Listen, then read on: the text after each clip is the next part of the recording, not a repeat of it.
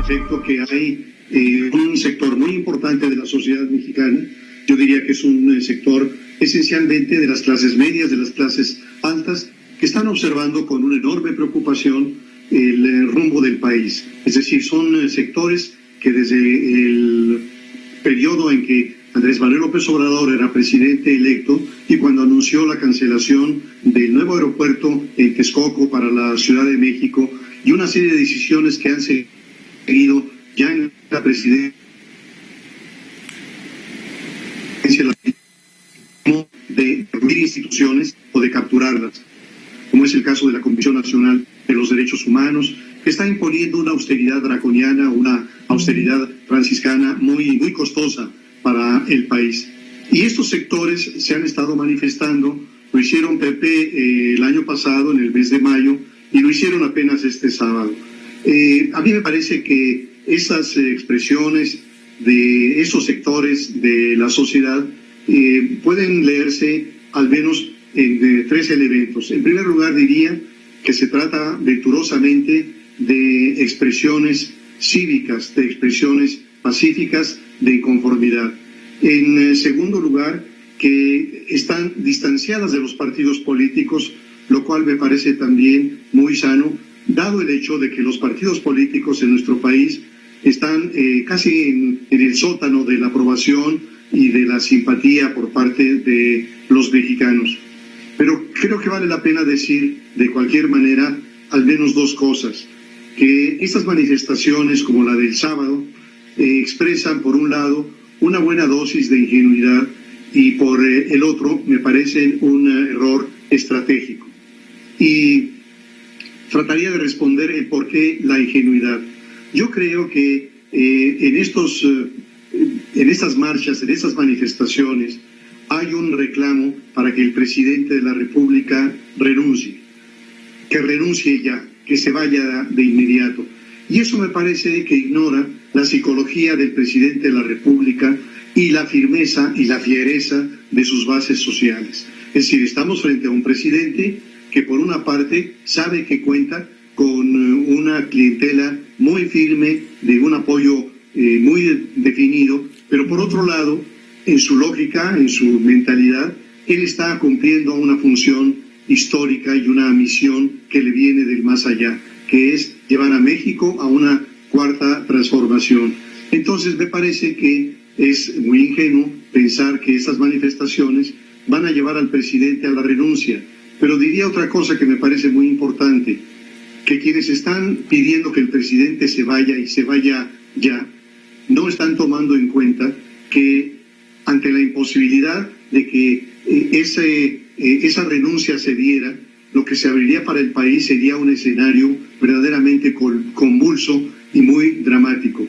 Y para eso creo que vale la pena hacer una breve referencia a la historia.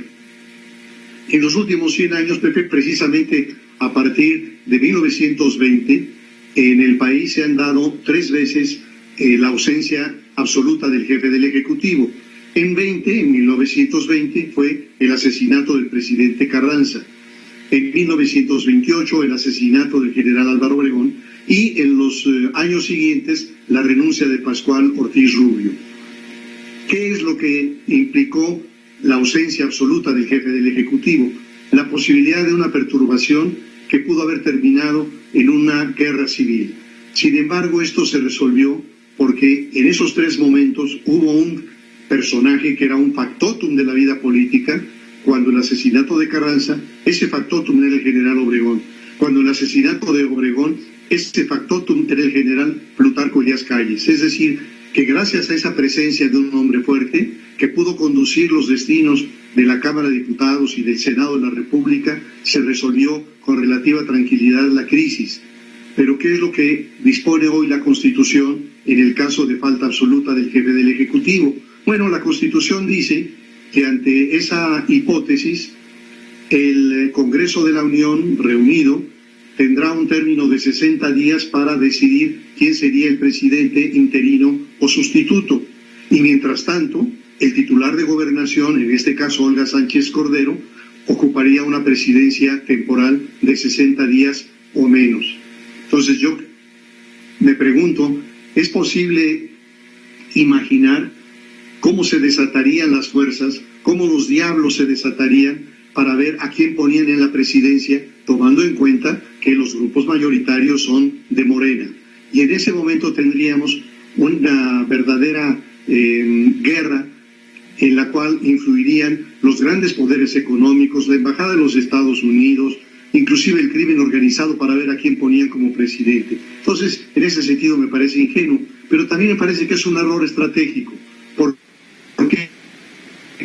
Porque creo que la flacidez de estas manifestaciones, así hablemos de que a lo mejor el sábado se manifestaron decenas de miles en diferentes puntos del país, al final de cuentas es un número muy pequeño, muy bajo. Lo único que hacen es permitirle al presidente de la República decir, ahí está la oposición, ahí están nuestros adversarios, y miren qué pocos son, qué pobres son, y cómo expresan un sector absolutamente marginal de la sociedad mexicana.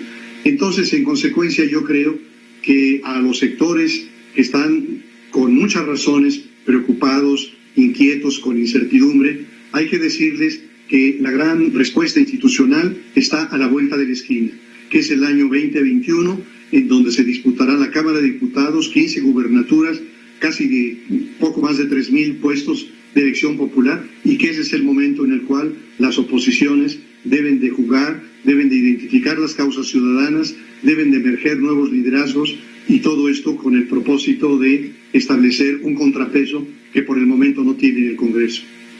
Como siempre, Alfonso, poniendo las cosas en su debido lugar. Muchas gracias.